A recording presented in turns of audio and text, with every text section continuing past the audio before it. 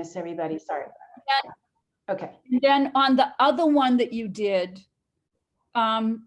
what are the, I see the brush strokes, but were all of those brush strokes like the blue and the orange, were they painted on the paper with the brush stroke, or was the brush stroke on the jelly? That one, the other one, it was all jelly plate printing. Okay. Yeah. So you painted the plate to get that.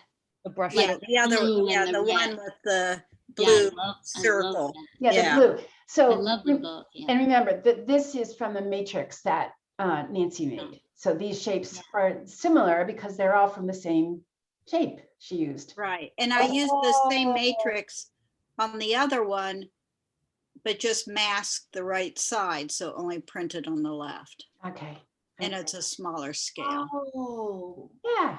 so you masked one side that had a shape. Yeah, so I Got it. masked the right side Yes. in the swoopy shape. Yes. So, and it's a smaller guy, so you just see the orange on the left. Got it. And I used the brush, so it'd be, you know, brushy. Yeah, the brushy even on the matrix. Yes. Okay, great. Let's get to other folks here so that we can just Kate, let's see what you're doing, because I know you may have to leave a little early. So tell us what did you learn here, and what are you experimenting with in this one? Yeah, I mean, it's sort of, well, I've just been really, I haven't had a chance to do much printing because I was getting carried away with collaging and bookmaking. So Okay, yeah. I did put covers on my book, and it's fine. I don't love them, but at any rate, it was good to learn the craft. But then I just really wanted a chance to print, and trying to like choose what I want to see, and kind of line it up with trying to get it to be where I want it to be. Now, this was not exactly 100% successful with that, but I found it, but I liked how it turned out. So Great. It was, not exactly what I was looking for, but nevertheless, one of the things I've noticed that other people have done a lot of layering of colors, a little more successfully than I feel like I've been achieving. So I was trying to work on that. Great. Yeah, great. Well, it's so, like you're succeeding, Kate. Yeah. And it does have, I do think this one holds together very, very well. Again, because you're repeating some areas. I love this almost seems like this color is repeated in the positive, with white background. And here it is, almost it feels like it's the reverse. It actually isn't. Isn't that a funny thing?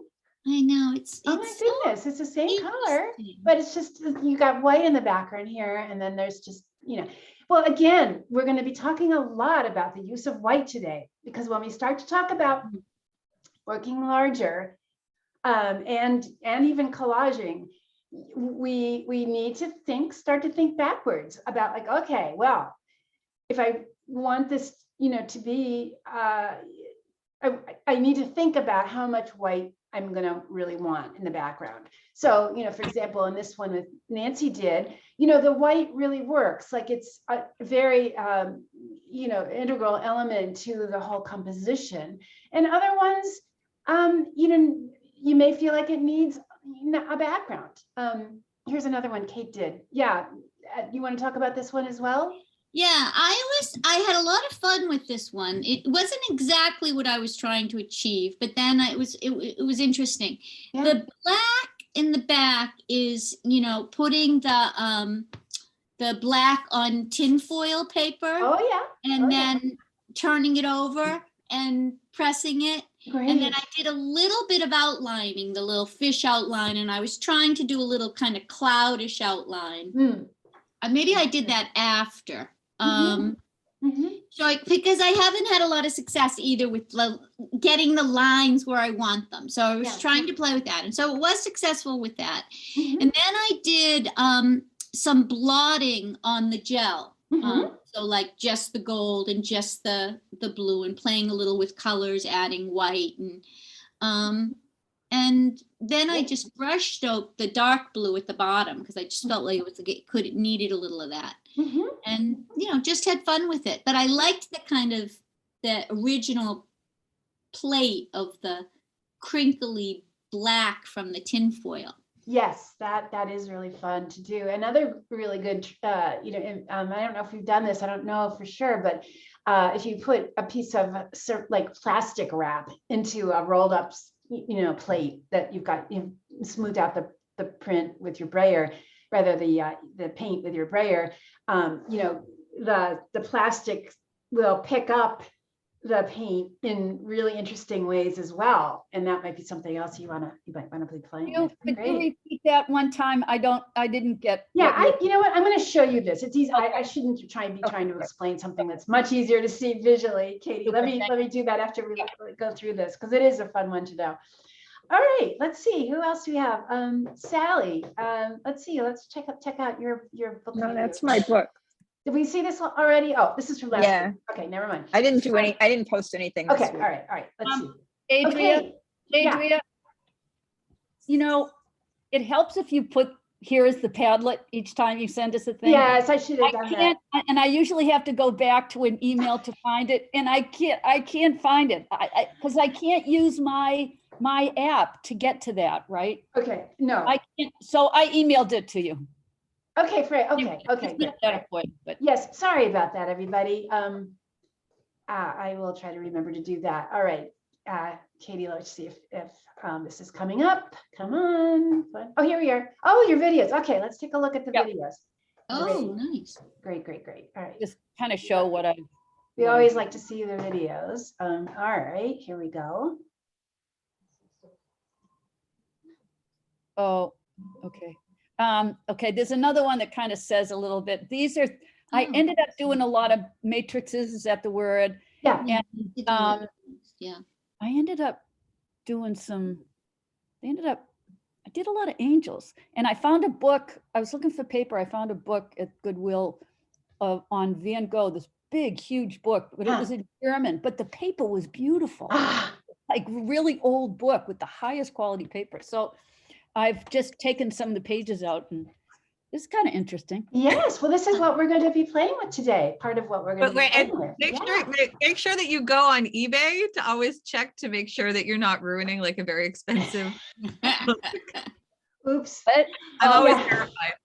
Oh my goodness. well, I got to be careful about, changing it significantly so it's not, it's Van Oh, Gogh. no, I think she meant you don't want to be ripping up a book that actually is worth like couple $100.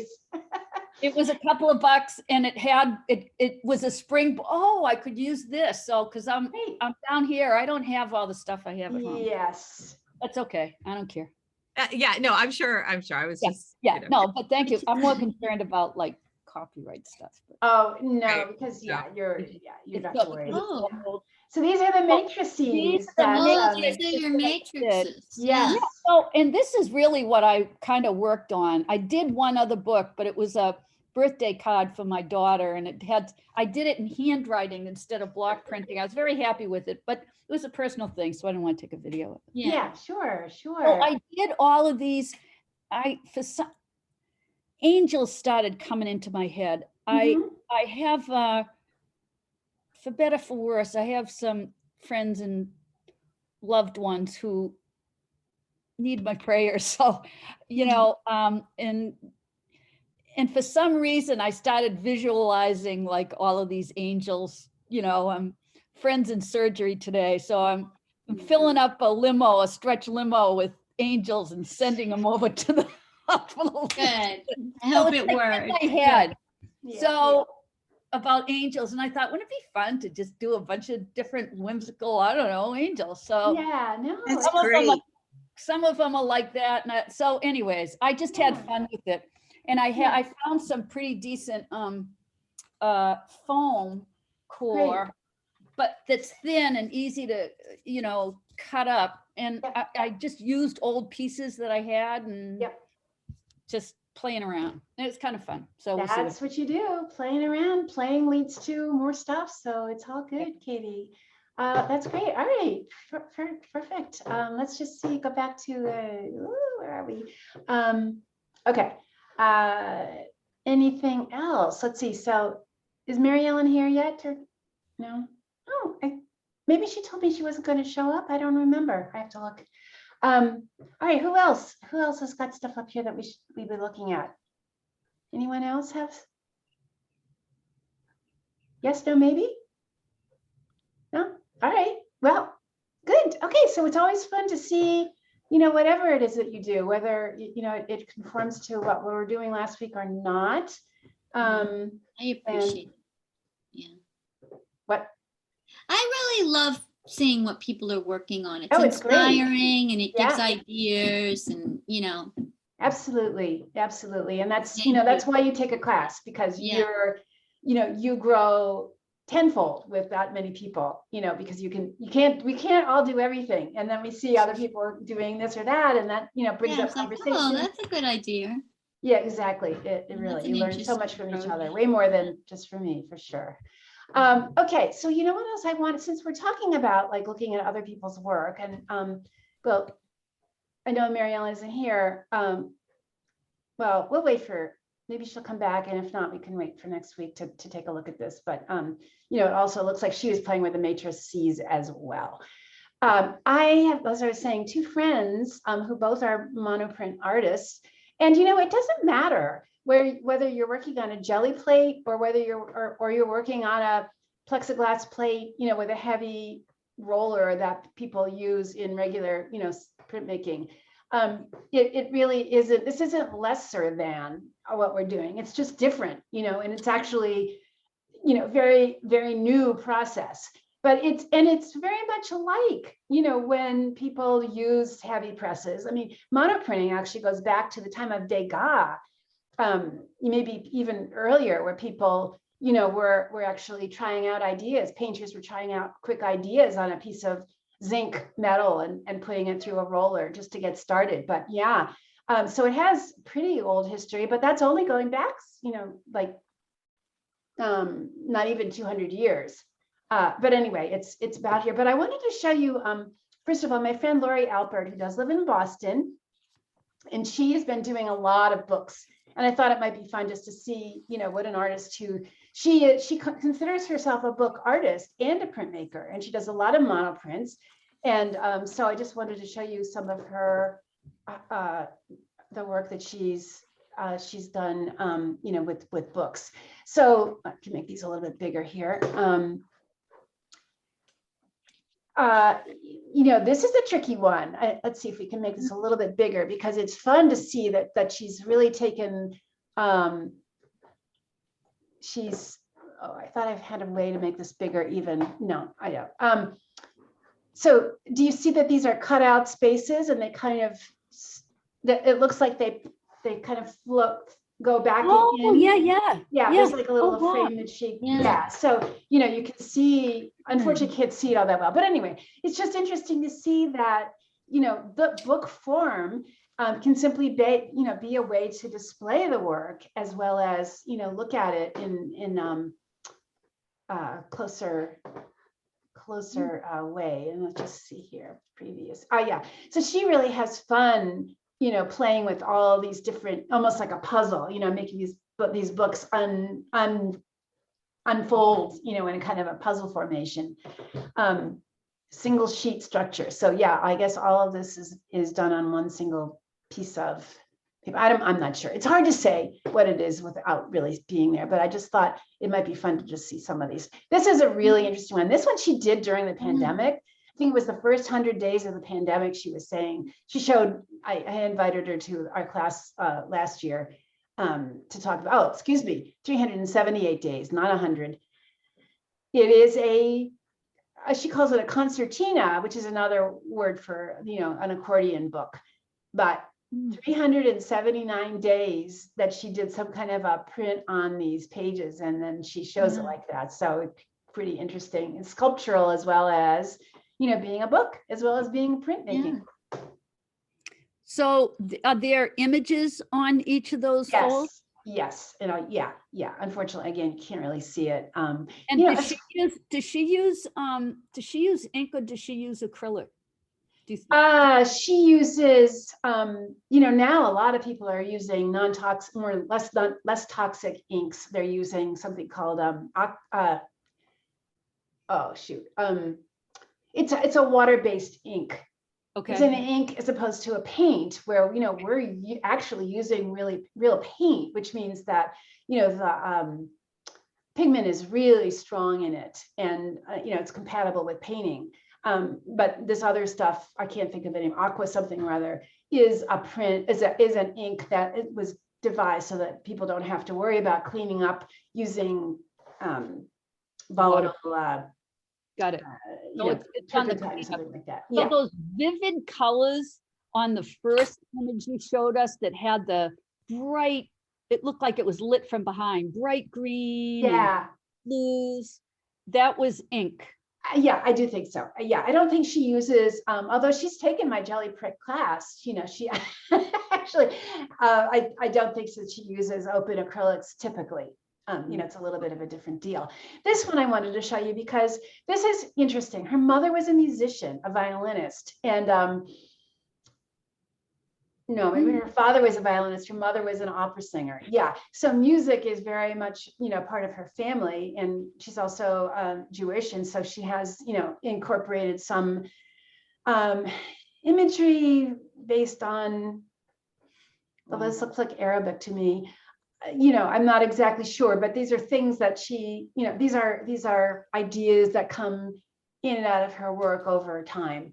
But here's, using music pages as a base, and then she's obviously printed on something that's like clear plastic, something called Mylar or Duralar that's a little bit frosted. She prints right on that so you can see through to the, I believe that's what we're looking at. That's what it looks like to me, but I could be wrong.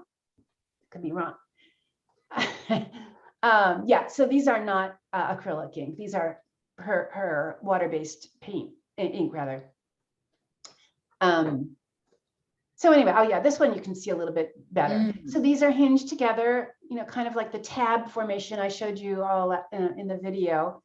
And, she often uses stiffer paper for the backings of it. But it really makes an interesting way to look at prints, instead of always putting them under glass and then they become kind of inaccessible. People like to do. Yeah. Adria, I have a question. Yeah. Does it work to use ink on a jelly plate? You can use the water-based ink. Yeah. Okay. But the thing is, yeah, as long as it stays wet long enough. Yeah. And this stuff Okay. that she uses does stay wet longer. Yes, it does. Okay. Yes, you can. Uh-huh. So if Yeah. you didn't use a jelly plate, excuse my ignorance, what would you use? So people use either a piece of plexiglass, or, like this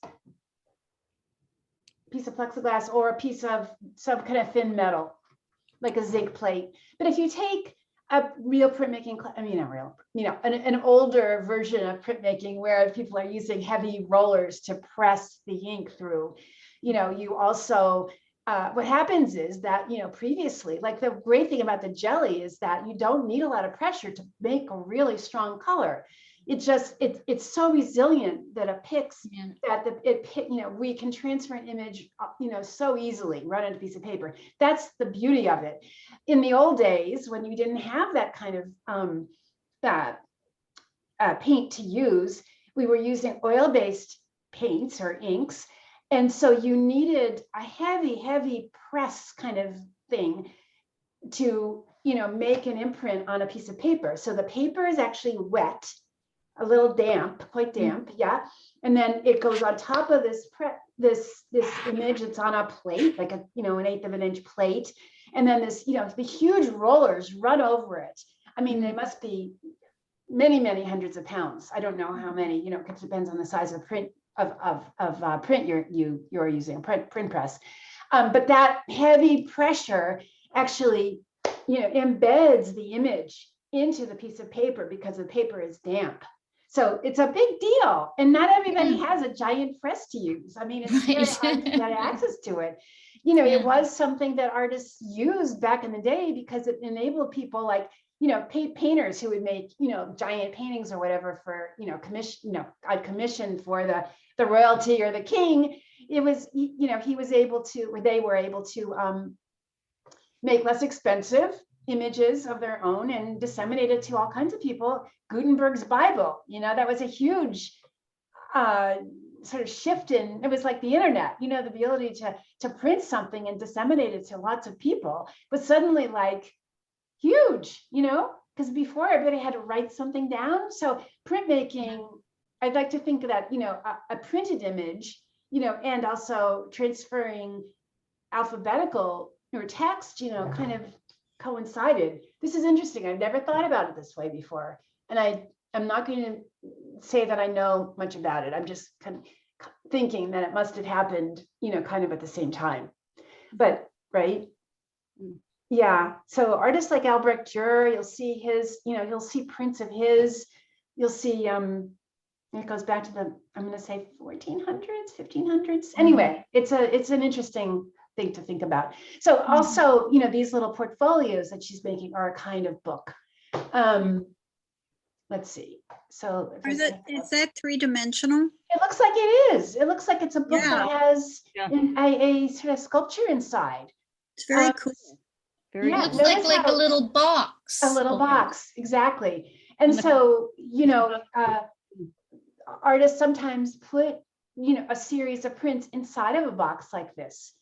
What's so- Jumchi? Yes, sushi, you're right. Yeah, It sounds like something you eat. Oh, kimchi. Yeah, exactly. Yeah, no. I will look it up. That's Yeah, okay. I was gonna look it up too. Jumshi is oh boy, it's Japanese. I'm gonna say it's a style Korean. of paper making. I Yeah, don't it know. looks. Somebody go look that up. Yeah. Hold on.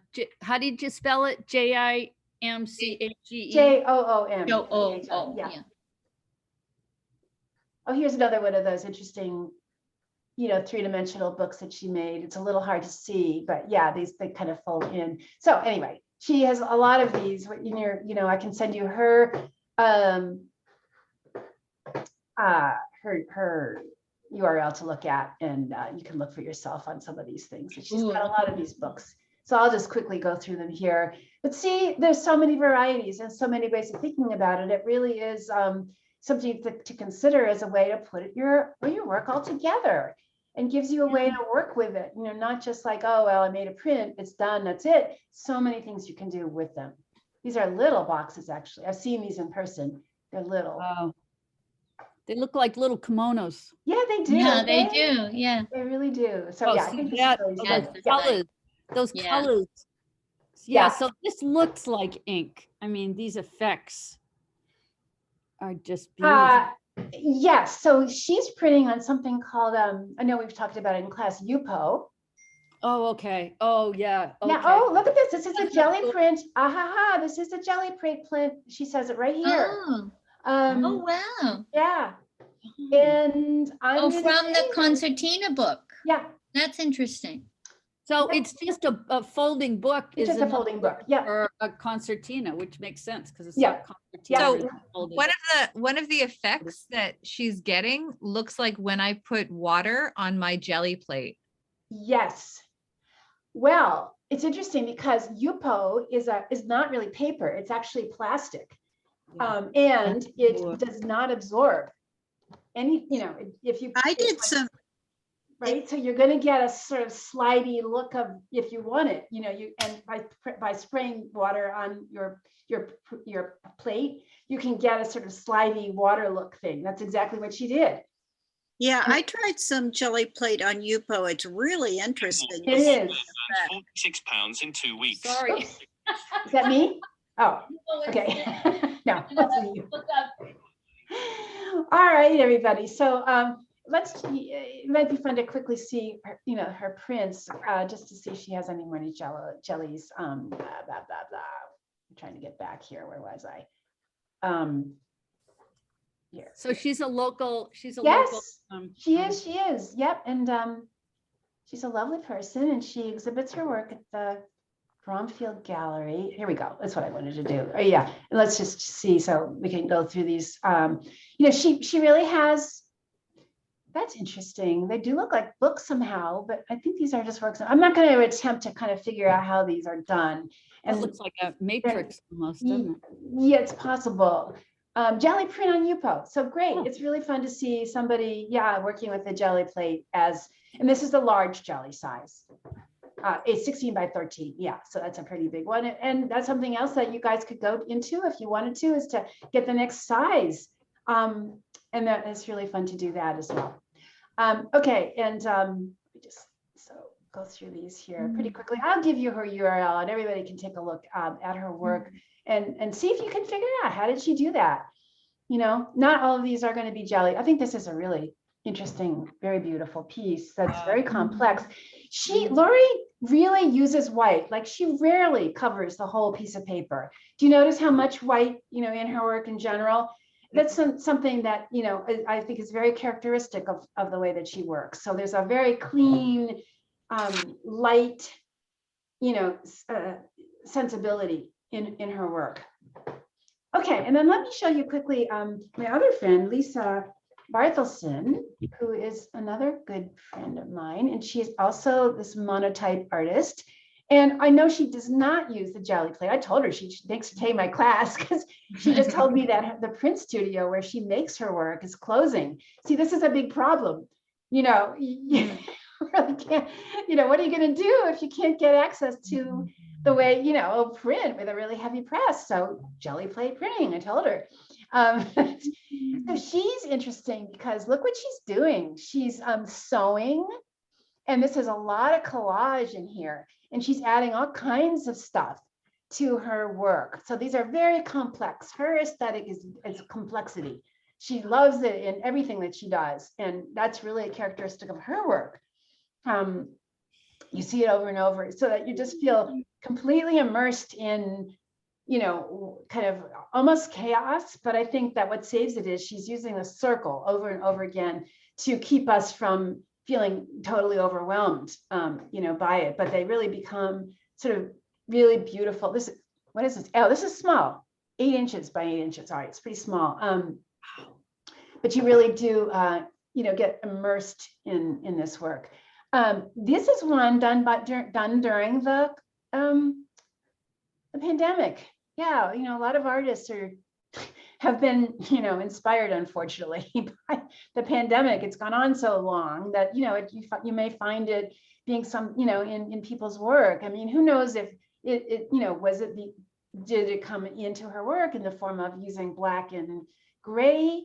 Is that what happened? Or is it just, was the isolation, made her feel almost like a target, like there is a target sense in here, or just overwhelmed? You kind of wonder how did it, reveal itself in the work? But again, you can see her using lots of different kinds of things in her work, and it's all good, just like, and it all can go together.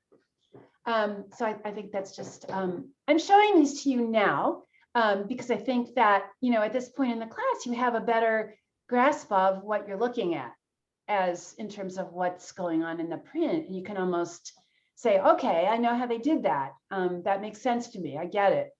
But she's got a lot of these. I'll just look at one more of these. This is really very Joan Miro kind of, Yeah, there is these kind of abstract shapes, that definitely. So she's someone who doesn't use white. You're not going to find a big area of white in her work, although you can see the transparency of the paint. The transparent, you see the white coming right through. So it doesn't have a dark quality to it. It still has light, but there's a lot to look at, and she kind of uses black for an accent, like to kind of, again, in a way to make a little less chaotic, bring some order, so that we're going to look at, I'm sure I said this, but, humans love, we go looking at eyeballs, we look at circles because that's what we're trained, we're sort of innately do as human beings. So we look at circles, we're drawn to the circles, and then we see one, and then we see another, and then we see lines that go from one to another. And again, this is design. The idea with design is that ideally I think we all want to keep our viewer enjoying our work for as long as possible. So we, think about how can we keep the eyeball moving around in this, thing. We keep, we go around and around and around, and we kind of sort of notice how our eyes, you could do this yourselves, just look at something in a given, anything, an advertisement or, an artwork, see how your eye, views everything. Anyway, so that's just, sorry about this.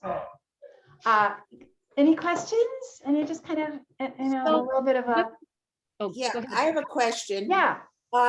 I was just wondering, like you were talking about moving the eyeball around and around, and then Yeah. sometimes I hear people say, well, you have to have a place for the eyeball to rest. You You know, know? it's Is it a matter Yeah. of taste?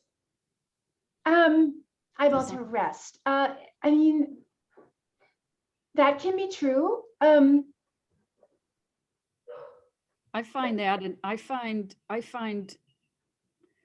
this piece really draws me in. I could look into this for a long time, but I do find places where I want to really look at, and all of a sudden I recognize something that I didn't see before. But the black, it is really the black that that gives a pleasant composition to the chaos that's Exactly. really going on there. Yeah, and Ellen, back to your, here's my philosophy, and you will hear different things from different instructors and artists. I think that there are no real rules in composition. Like, I kind of hate to be so reductive, like, a design always has to have X, Y, Z. I think it's more instructive to just, pay attention to your own eye as you're looking at something, and what do you feel like your composition needs, rather than saying it has to have a focal point or it has to have a resting area, and it also, I think, depends on what your intention is. But we probably are going too far deep into that. But I'm not going to be someone who says you need this or that. I just don't. I don't believe that necessarily. But it brings up the question of design. It does bring up the question of It's a design. really Yeah. important part, for me to think about, because I have this tendency to just keep layering stuff, one thing onto another, and then I see someone else's work and I say, wow, that's really simple and very effective, and there's Mhm. usually some design thought behind it, and so figuring out how to have Yeah. that sense. Yeah. Well, My automatic piling stuff on and see what soup comes out of it, we all are so different. We all have different ways Yeah. of working and approaching things. It's so, look at Lori's work and then look at Lisa's work. Yeah. Very different, and Lori's is more angular. Lisa's is always more circular. Lori uses a lot of white. Lisa doesn't hardly use any, it's just, Yeah. just different. It's not better or worse. It's just different. And so I think, as you go further into, if you want to do more art making or whatever, it's practice, it's playing, it's trying things out, it's stepping back, it's looking, looking at other artists' work, looking at other people's work, and looking at everything visually, in the world. Everything is around us has some kind of visual component, from designing a house, to, setting your table, to cooking, all of it is, it can be looked at in that way. Okay, so what we were going to do today is, let's see, yeah, it's time to get into that now. I'm going to close this down. I wanted to talk to you first about, using different kinds of papers or backgrounds or something like that to sort of give you a content to your work that you might, maybe you might be interested in having. So let's just, I actually have a magazine that I brought with you, and I was just kind of going to walk through how I might, do some of this. And I'm wondering, what kind of things did you all bring to class? What kind of, were you able to grab like, wallpaper design or something like that to use? Anybody? What kind of things did you bring? Don't worry if you didn't have time, but. No, I have my big map. Oh, maps. Yes, I had said maps is a great thing. Yeah. Yeah, because there's so much it's you can do beautiful with and maps. huge. Fabulous. I Yeah. kind of don't know what to do with it. And I like the other side too, because it's a whole bunch of numbers. Great, great. So And who else? Anything else people brought? Yeah, Printed out some photos Okay, in that's black great. and white or Fabulous. whatever, Fabulous. Photos. Yeah, all kind. I mean, but we I can had use time to. so many pull up. different things, right? Okay, so great. And So I have this book of big book filled with German words and beautiful paper, but really incredible images too of his work from the late 1800s. So Yeah. it just, So- and I also have, I went to the dollar store, which is my favorite place to go. yeah, dollar stores are great. Dollar stores in Florida are different from dollar stores up in Massachusetts. Let me just say. So what I found last year, I have this big, for buck, this big poster size thing of the Declaration of Independence and Bill of Rights. Oh my God. Okay. There was a thing in the news this week about dollar stores and rodents. Did you Oh see? Yeah. God. Yes, I Yeah. did see that. Oh, Yeah. Lordy, Lordy, Lordy. Yeah. Doesn't surprise me. They're changing. They're not what they used to be. no, The I rodents are Not everywhere. anymore. yeah. So I think that there's actually an artist who goes through like the Declaration of Independence and the Bill of Rights and erases words and turns Oh. it into another thing. That's what I thought you were going to mention. Wow. They wouldn't like that down here. Yeah. All right. Anyway, so we're That's just, hot, though. let's just talk about this really briefly. So, you all brought different things, and I happen to have this, fashion magazine here, and so, suppose I just chose this image here. I mean, when this kind of stuff that you brought can, inform your response to the imagery or whatever it is you're using, like having a map. Are you going to use the whole map, or are you going to collage part of the map? Are you going to tear it? Are you going to cut it? A map immediately gives you some content. Immediately a map, when we see a map, we think of travel, we think of where we live, we think of God knows what, but you all have associations. So, right away you have to know that if you're going to use a map, there are two ways you can use it. One is to say, this is a part of a map and I'm responding to the map as a map. Or you can simply use it as a design element, something that is lightly colored, it's got lots of lines through it, it's like another visual element. So it doesn't mean either or, but ideally you're going to think about both things, because both things are important as you design these things. If I pick this model, this woman, and this, what a great, I love fashion magazines because of the photography. Well, it's so astounding. Just speaking of positive, negative.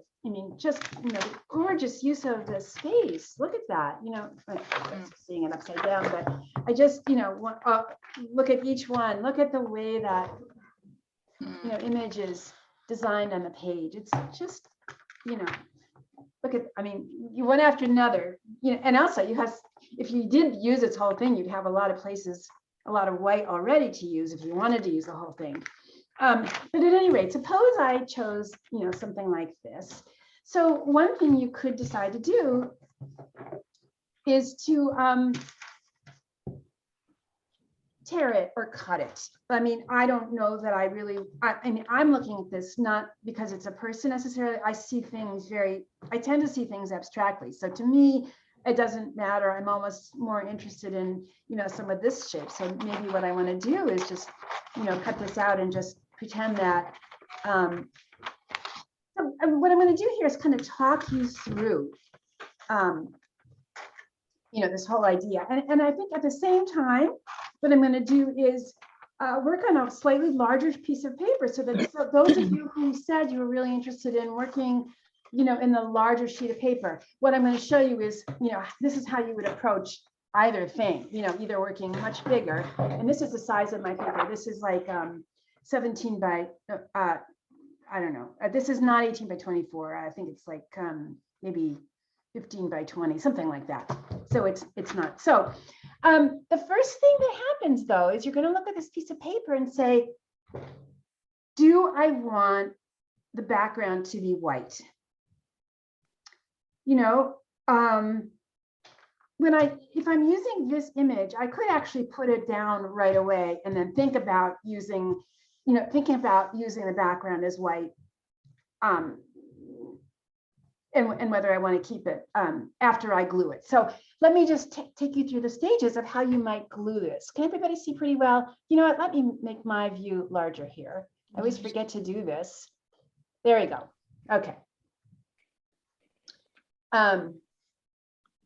So if, all right, so now I'm going to glue this. And what I'm going to do is use my soft shell matte medium. This is actually soft shell gloss because I have the matte with me, but doesn't matter. And this is a really great glue to use. And, you know, I like to glue on to my freezer wrap because it is, instead of the paper, I could go right to the edges. So here's, you know, what I would do to make a really good contact on the back. And some of the papers you use may, you know, be a little wrinkly. It just depends on what you're using. That this glue is not super runny, so it's a little bit better than using something like, you know, Elmer's, for example, that tends to really run, or something that's got a lot more sort of water in it. So okay, so this has got a nice backing of glue. And so let me just start by taking this and putting it down on this piece of paper. What I think I'm going to do is line it up with the left side here. And because I know that I don't want something smack in the middle. And that's another sort of one of the design, it's not like a rule, but it does tend to, what happens if you put something smack in the middle, that's kind of like a target, right? So Lisa did her pieces with something smack in the middle. In fact, it was a circle. And so you do read it kind of as a target. And in that case, she obviously did want us to get that feeling of some symmetry, because that's what's going to happen. You know, something right in the middle does control how you read what's going on in the design. So, you know, it's not a bad thing to do it in the middle. It's just like, think about it. Do you want something smack in the middle? I mean, there is sort of a natural break in this photograph, you know, sort of right down the middle. I could have put this whole thing right in the middle, and I would have, you know, sort of started off on having a very symmetrical kind of design, but I decided I didn't want that. That's what I'm talking about in terms of, you know, as you do more and more designing is really what you're doing. Don't even think of calling it art, because it's almost, you know, it gets people nervous. Just design, you know, I'm just going to keep it light and loose here. Okay, so there we go. Now I have a kind of an interesting beginning to my piece here, and I may decide to use my brayer just to kind of make it nice and flat. And now is the question, all right, do I want so much white? I don't think I do. So if I don't, then I need to probably think right now about what it is that I want to have in the background. And just like we do in Gelli plate printing, we probably want to think about putting something, going from light to dark, you know, instead of starting with something really dark, because if I put black in the background here, obviously, I think that would be kind of, I mean, that's a choice, but it wouldn't leave us much room for more color. We'd kind of be stuck with, you know, probably having to collage on top of black. So I'm not going to choose black, but what I might choose is, I might choose blue. So if I chose blue, and what I decided to do was to pretend that all I have is open acrylics, because a lot of you may only have open acrylics as your paints and nothing else. That's fine. What I want to show you is how you can integrate painting and printmaking at the same time. So, because this is so big and I don't have a jelly that's this big, I have to go to some other way to get coverage over this whole piece of paper. And so that is by taking some of my open acrylic and making it into a thinner kind of acrylic. So let me show you what I would do to do that. I'm going to take, by the way, can everybody see well enough? Is this all right? Everybody following fairly well here? Yeah? Okay. You're all muted, so I can't tell. Sorry, yes. Oh, yeah. Okay, good. Yes, Yeah, yes. just let me know if, it's Yes. not behaving. Okay. So here I have an empty plastic container. One of my favorite things. I never throw these away. In my house, these do not get recycled. They get used. And I'm going to take a little bit of my paint. I mean, rather my, take a little bit of my paint. I did have a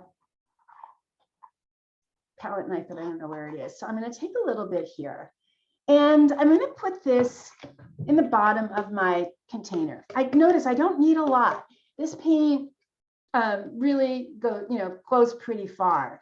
And I also know that I want a fairly light color.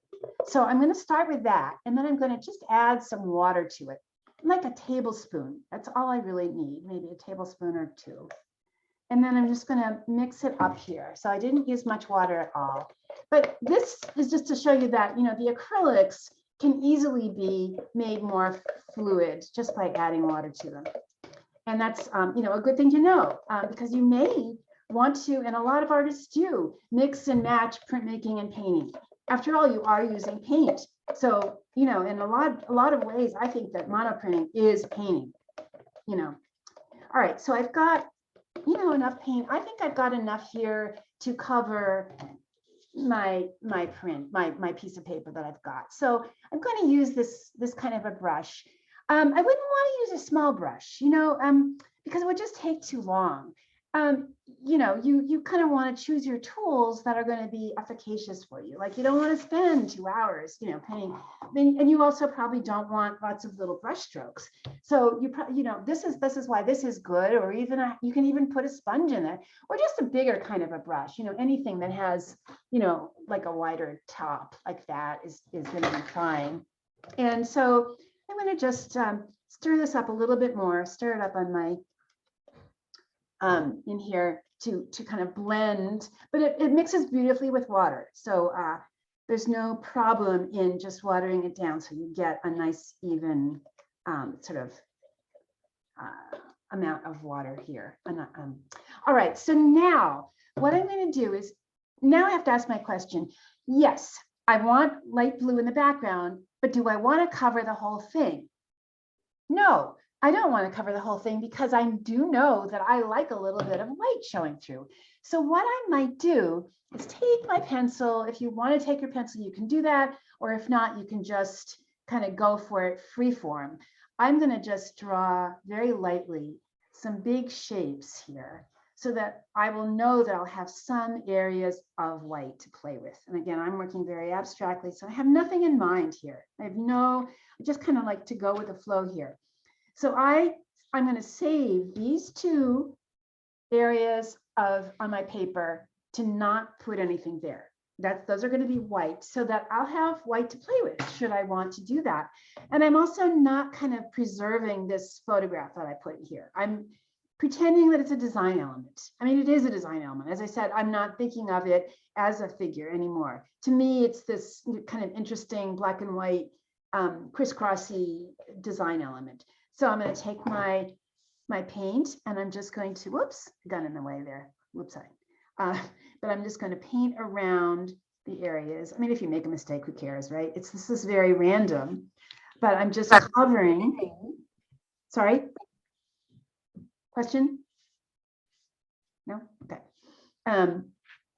Maybe I'll leave this one late too. Okay. So, but as you can see, I've already got something down here, and it's so much easier to start with something than to kind of just jump in, without anything down on the piece of paper. Now, this paper, what I try to do is not have it soaking wet. Like my brush isn't super drippy. In fact, what you can really do is, you know, try to get some of the water off of your brush so that, you know, what we want to do is be able to print on these today. We don't want them to be so wet that, you know, you're going to have to wait until after class this afternoon to go back and paint into them. So I think by the time I'm done talking about the next step, this should be, you know, ready to go. So there we have, just see if you can, I want to just hold this back so you can see where we are. And, you know, if I were doing this in my studio, I would at this point probably hang it up on a wall and step back and take a look at it. And, you know, that's so important because then you can see better what you've got going. But now you can see where I decided to save the white, but I've got a color so that I won't be having to, you know, just fill in or realize, you know, when I've got almost done that it's just that it's that I wish that I had put something down first. So, you know, as you do this, and it may, you know, be a little bit of a struggle at the beginning to get used to this, but to think, you know, now that we've had a couple of weeks doing this, you have a sense of, you know, what white can do to your design. You may really want it because it works with what you're trying to say. You want light and airy, or it may not, you know, or you may just not want that. Okay, so while we're letting this dry, and I think it should be fine. Maybe it's just a little damp, but that's fine. You just don't want it to be super sopping wet. You know, there's a difference because then you know what's going to happen is if I print with the jelly on it, the water will, you know, kind of blur my jelly print design. And we don't want that either. So it doesn't matter if it's a slightly wet, a little damp. You can always blot it with your paper towel if you feel like it's a bit wet in certain places. And that certainly won't hurt anything. You can just take a paper towel and just get some of it up. Okay, so as you can see, now you've already got two elements on here. What I'm going to do now is get ready to do a jelly print on top of it. All right, now here's the inevitable question that people will have is, well, I don't want a rectangle design on my painting. It's just, it doesn't go with what I want to show. That's right.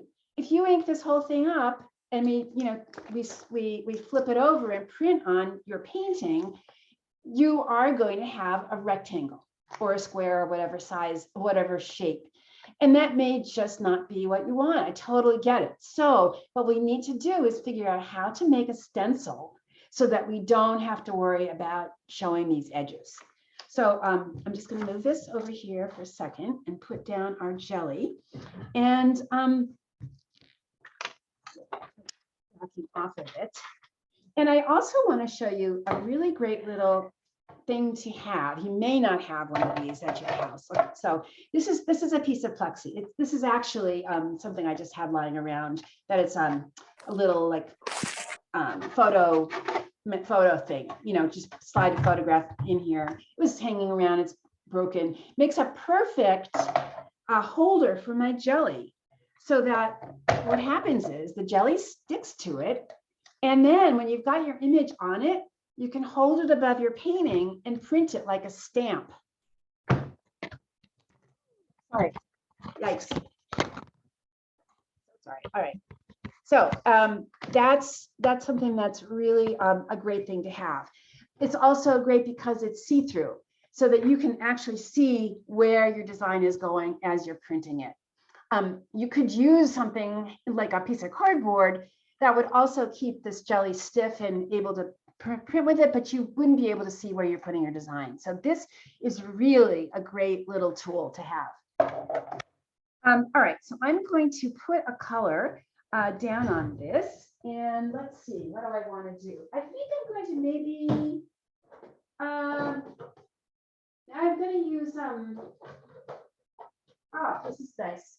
This is a color called green gold.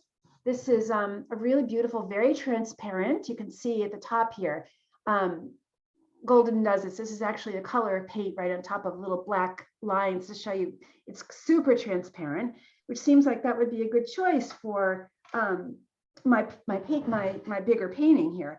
I'm gonna- Adria, quick. Yeah. Oh, sorry.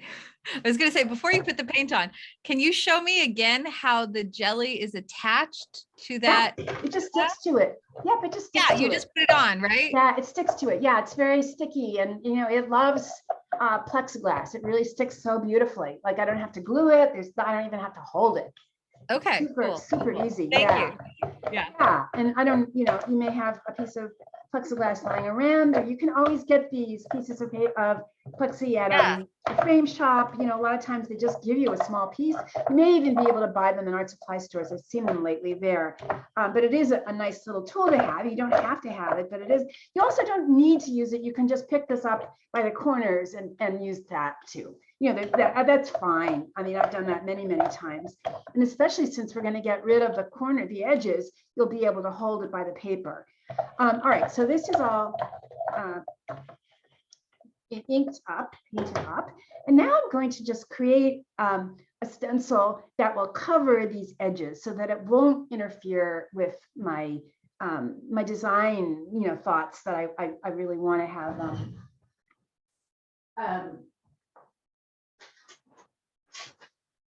more organic shapes. I don't want a square. I don't want a rectangle. So what I'm going to do is I'm just using a piece of paper. In this case, it's the freezer wrap just because I have it up here. But I think what I'm going to do is just cut. I'm just going to cut. You can draw this or you can just go cut it. But here, maybe, going to do an amoeba shape. And hopefully that's not bigger than my jelly. I don't think it is. And then just cut around that.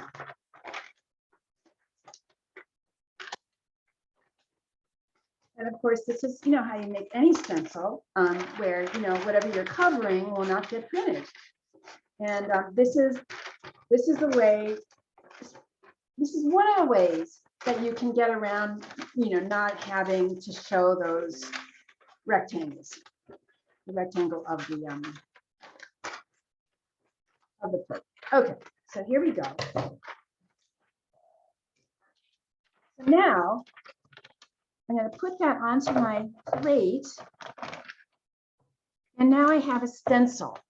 Now the only thing that I'm going to be able to print is this area.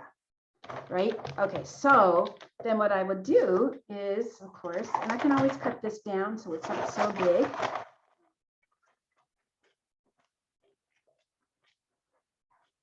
And I'm doing this very fast, everybody, so a little on the sloppy side, but just to get this done so you can see here. I love like sloppy and quick and Yeah. let's get to the point of this. Exactly. rather than Exactly. making Just like everything slap it on there. up. All right, so now we have our painting in process here.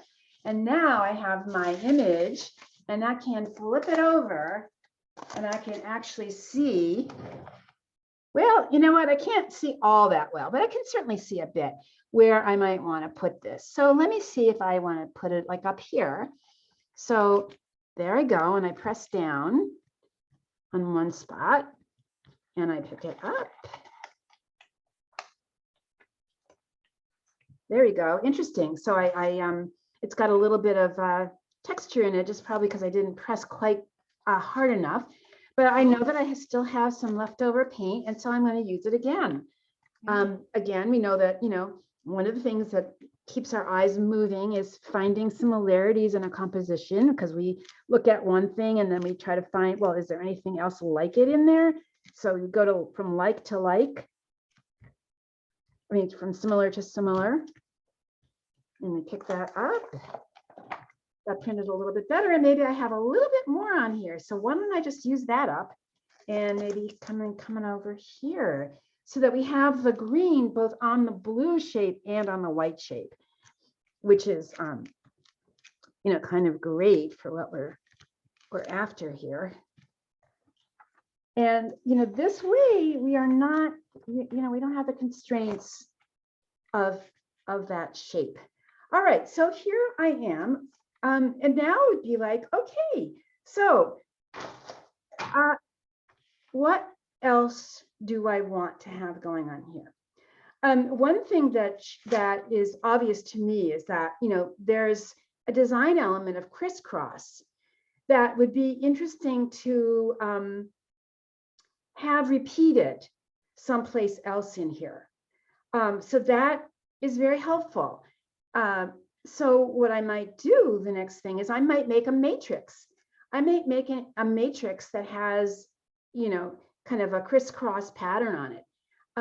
That's something that I could do, and then I could ink that up. But the other thing that I want you to think about too is the scale. So these are very small crisscrosses. What I like to have going on is not all the same size in my compositions. Like, it's nice to have small, medium, and large. So one thing that I might think about doing is having, you know, a large crisscross area. So, you know, one thing that I could do, I could make a matrix, or I could simply paint it on my jelly. And I think for the purpose of speed, I am just going to ink it. I'm going to use black because that's a color that I want to pick up. So I might go back over to my paints and put down my plastic, my jelly, and get my black.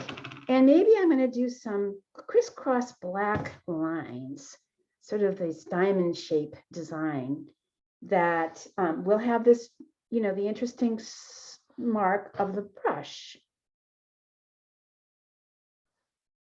So, you know, I hope what I'm saying, I'm kind of talking through you through how I might be thinking about, you know, and it's all experiment.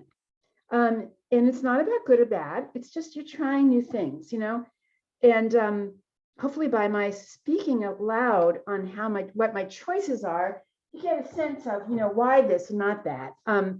It may be a little early for me to do this black and white thing, but I think it'd be good.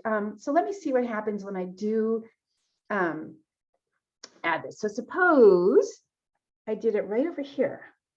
All right, that's really going to change things. So, all right, going to press that. And this, it doesn't matter if the rectangle is there, you know, because it isn't like going to give us a shape. It really shouldn't matter so much. So I'm going to pull this up. There we go. And I'm going to use it again. Maybe on this time I'm going to use it over in this corner, just a little bit. So I'm just going to use part of it. Can everybody see me? Yeah. Okay, so I'm going to use part of that design and smush it over here. And, you know, the deal is that by layering and layering, you start to build a painting. And you're going to stop every now and then and put it up in your room and take a good step, bunches of steps backwards and take a look at it and say, okay, what does it need now? All right, so I'm going to show you where I am now.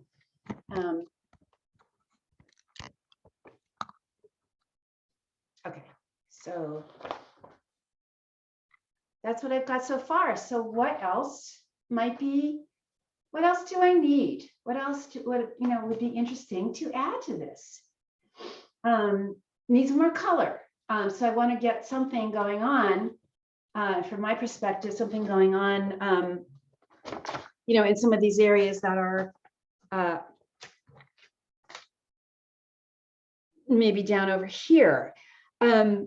This ended up being a very strong, the black painted lines ended up being a very strong design element. They very much dwarf now the imagery that I cut from the paper. So I need something that's going to be, I think, a little bit more dominant maybe, and to kind of play against the heavier design elements. So when I put this down, when I look at it, I think of maybe, well, what do you guys think? What would you do if you were me? What would you do? It looks like you're looking through a broken chain link fence. Ah, interesting. So if you want to continue with that, then be aware of like, okay, is the greenish gold, is that a lawn? Is that a person? Or do you want to turn everything upside down and completely break with that image? Exactly. So Right, it could like- be oriented this way and it would be very different. But you're right, this lattice does really come forward in space. It's absolutely in front of everything else. So I could, be thinking about how to play with that. Like what, what else would be interesting? Again, I'm not seeing in a representational here. I'm really looking at it just in terms of the visuals. So yeah, but you're right. It does bring to mind a chain link fence, but it also could be simply these Right, kind of so- diamond shapes, right? So if you wanted to throw off the chain link fence, would you add like maybe like red Yeah. crisscrosses or something? That would be really interesting. Actually, I like that idea. So what might be kind of interesting would be maybe a medium-sized crisscrossing of like, I'm going to say orange and not red. Why orange? Orange is the complement of blue. Red, I think, would be too strong. Right. I think I might, I might try an orange. And maybe I want to bring in another design element. How about, what if I used one of these and did a series of orange stamp printings of the bottom of this? Yeah, some Let me round. try that. Yeah, let me try that. And then you Yeah, guys yeah, can yeah. go. One I more like thing. that idea. You like That's that what I was idea? thinking. Okay, good. So what I'm going to do is I'm going to make orange out of yellow and magenta, because some of you may not have orange, but you can easily make it. What would I do here? I have a magenta. I would take, let's see here. Just looking for my.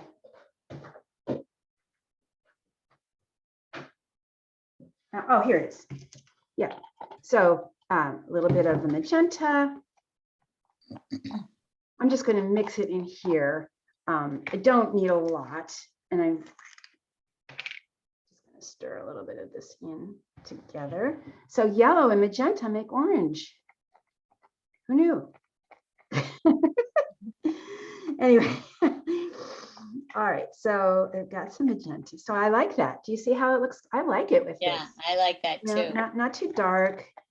It's sort of a medium value, because the black is really dark value.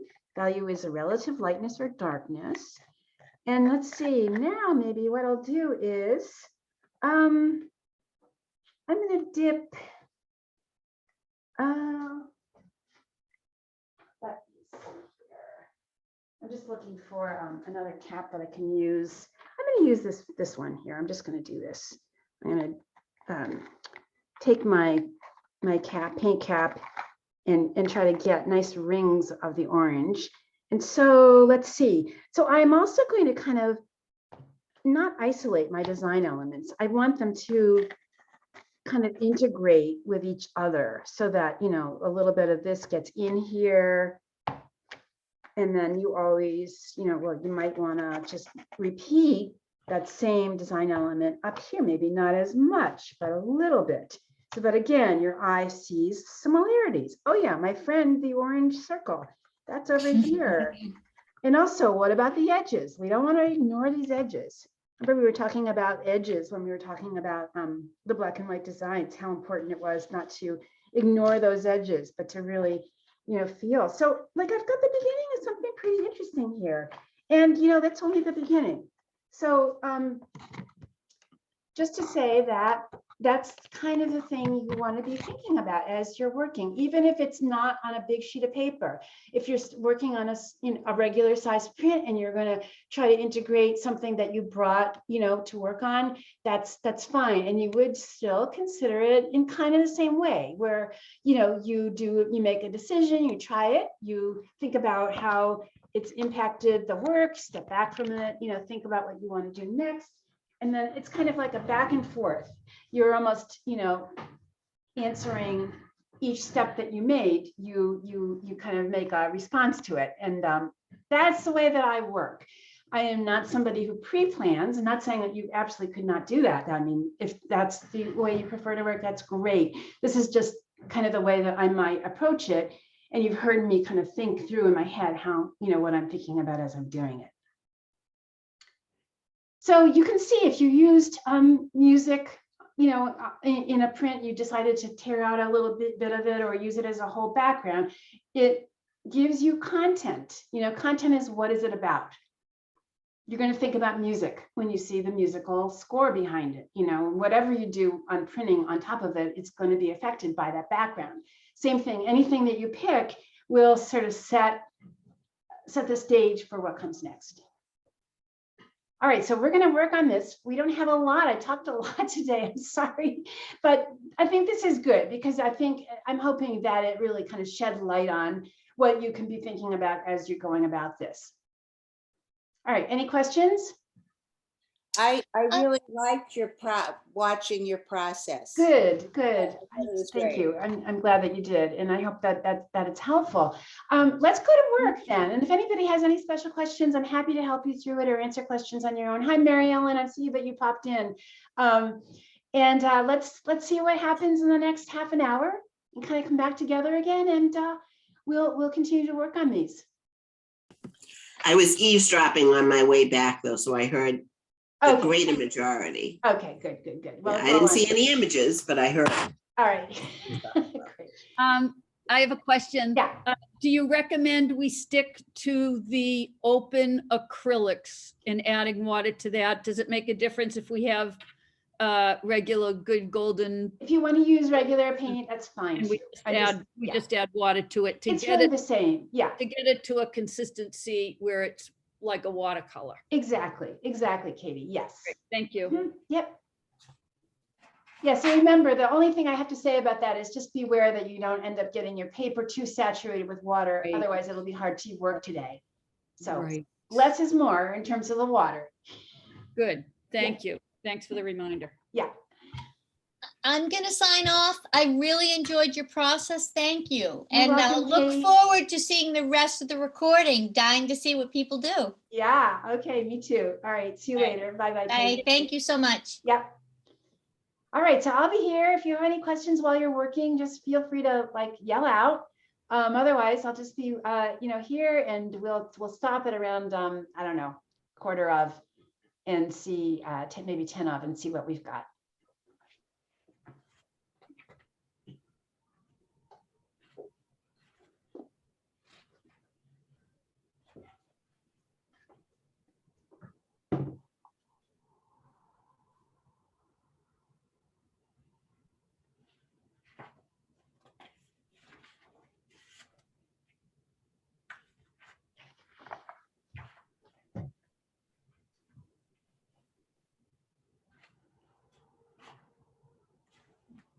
Oh, I have another question. Yeah.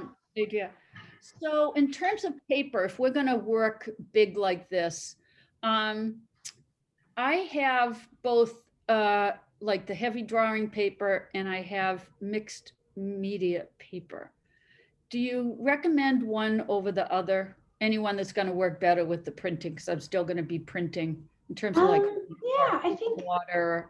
I would say if one is a little heavier than the other one, use that one. Okay, good, I think thanks. both will be probably okay. Yeah, But one media is heavier. I would use that. It Yep. doesn't make the print the same, but that's okay. I'll try Yeah. that. And of course, you all can use fragments of old prints as your collage materials as well. So this is really kind of mix and match. We're at the place in this class where you all have the basics down, very well. And now this process really is, all right, what can I do with printmaking? Where can I take that further in making designs?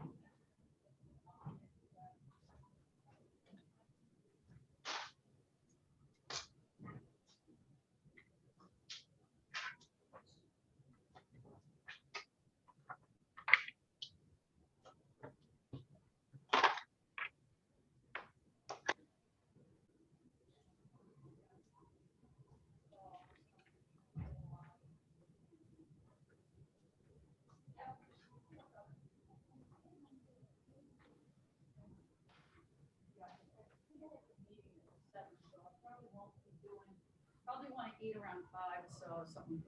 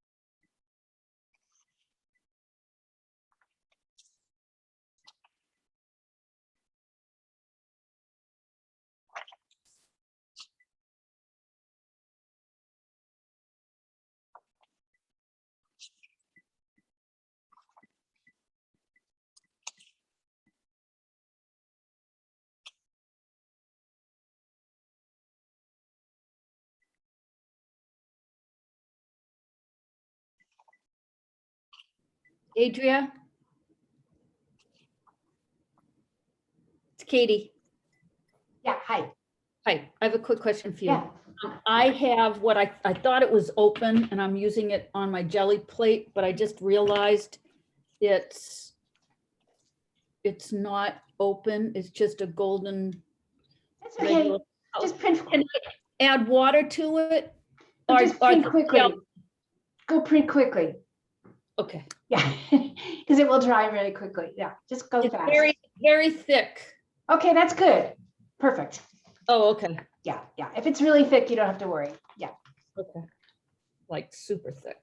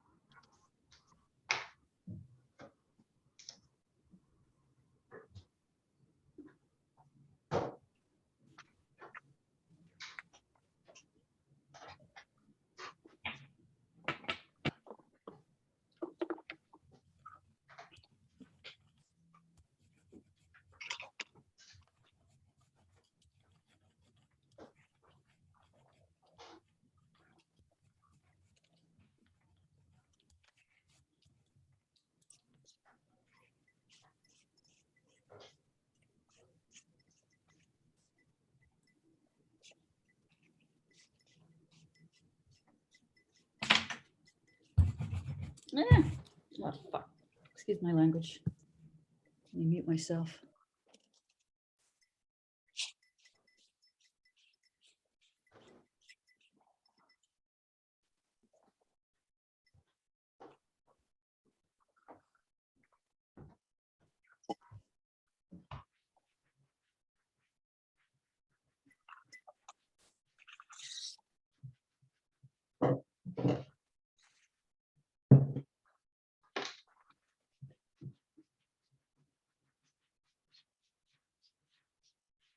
Adria, Yeah. I have to go now too. I'm sorry. Okay, I wish Sally, I no didn't. problem. Yeah, I no got problem. started, so I'll finish it during the week and show you next Okay. week. Do you want to Okay. show me real quickly what you got? Yeah, it's a mess. I'm not It's even all right. sure I'll keep working on it, but Great. Perfect. Awesome. So, Yeah, yeah, good. we'll good. see. Yeah, yeah.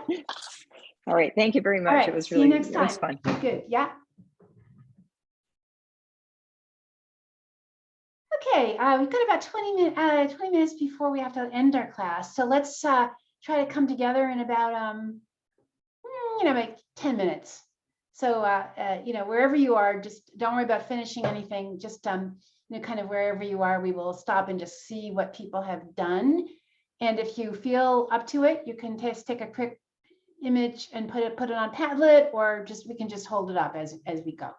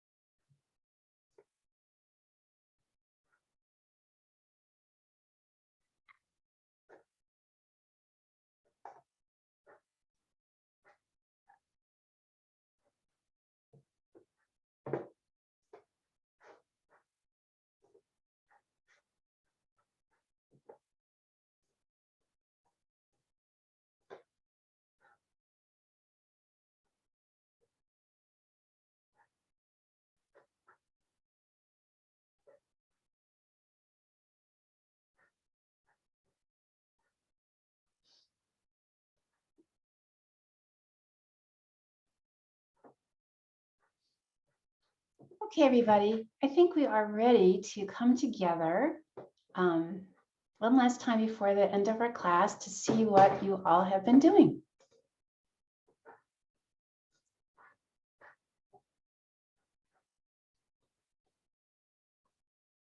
All right, do we have, yeah, go ahead and unmute yourselves. Come on back.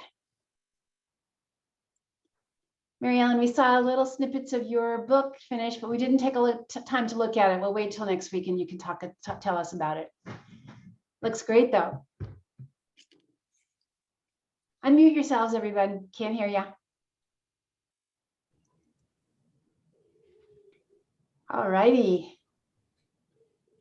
Well, I'll get So, mine done, get it out of the way. yeah, I had a page that I had done with my little kind of yes. matrix angel and some of the other ones. And I drew some shapes and watercolored the blue in. Great. I tried inking that green. It was a disaster and it just didn't stick. But I kind of took a cloth, a paper towel with a little bit of water and spread the color around a little bit here. Yeah. And then I went in with the little round sponge and did some shapes. So I'll just go in and fiddle around with it. Oh yeah, so it's a beginning, Katie. You Yeah. know, I think you've got a lot going on there. Far That's, away that I look at it now. it's a great beginning. It is. You may want to do a little bit more about it. You know, I might suggest another shape that is going to Random. be, yeah, sort of a middle-sized shape that kind of bring together some of the smaller magenta pieces. Yeah. Yes, got it. Yeah. No, it looks like a great beginning. Super. Yeah. Thanks. Yeah. Yeah, so whatever we're doing here, this is beginning. This is beginning stages. This is for you to keep working on during the week. It's just, you know, it's a big change from working small. I know that. So be gentle with yourselves and just say, this is, you know, this is how you get started. Mary Ellen, did you want to talk about yours? I can't hear you. You had to unmute.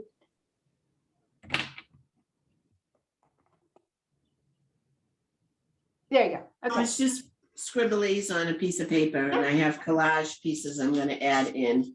Fabulous. Oh, very See what I exciting to mean. see you work so big. Great, great. Yeah. Good, We'll see good. where it goes. Exactly, exactly. Nancy, did you want to weigh in on something you're doing? No, I was lost in the weeds. Okay. Okay, no worries.